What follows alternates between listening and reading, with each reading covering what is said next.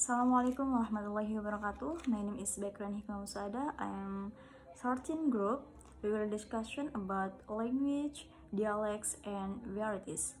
Okay, the first is language. Language is an abstract system of symbols and meanings governed by grammatical rules. There are two main aspects of language. The first is spoken oral language, and the second is writing language.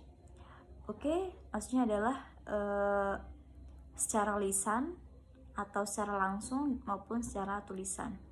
So, oral is the primary aspect of language science. The function of writing and reading follows speaking and listening. The language evolves and changes in every moment. For example, new words, new sentence structure, and so on. There are a lot of language in the world.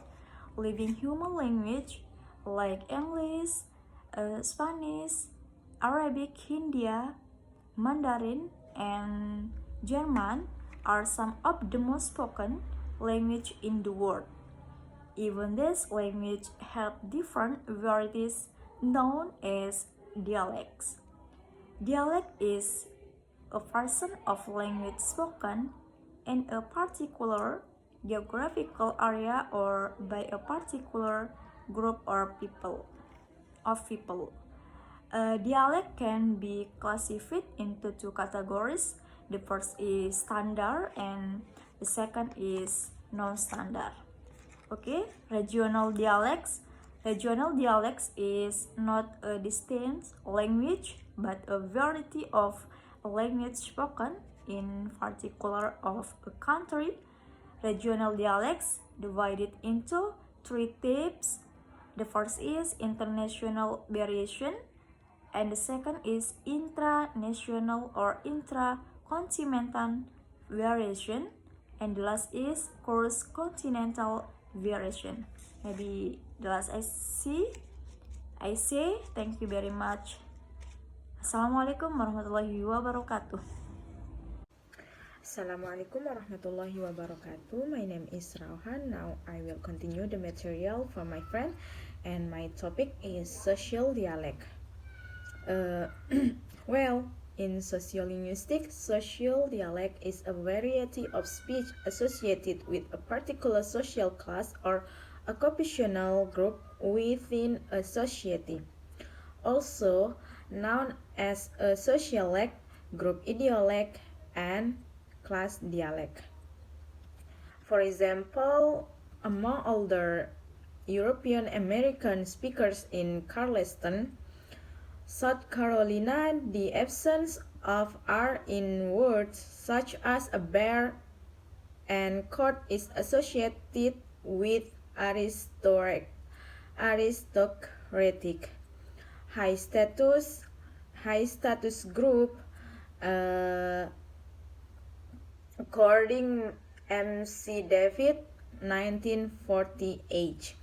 And whereas in New York City, the same pattern of R-lessness is associated with working class, low status group, according Labov 1966. And the next chapter is styles, register, and belief. Definition of style is the way speakers speak. The speaker also can make a choice whether informal and formal. It depends on circumstance and the age and social group of participants. For example, is jargon, written style, the general public, formal spoken, and relaxed. The second one is register. Register are commonly identified by certain phonological variants, vocabulary, idioms, and other expressions that are associated with different occupational or socioeconomic groups.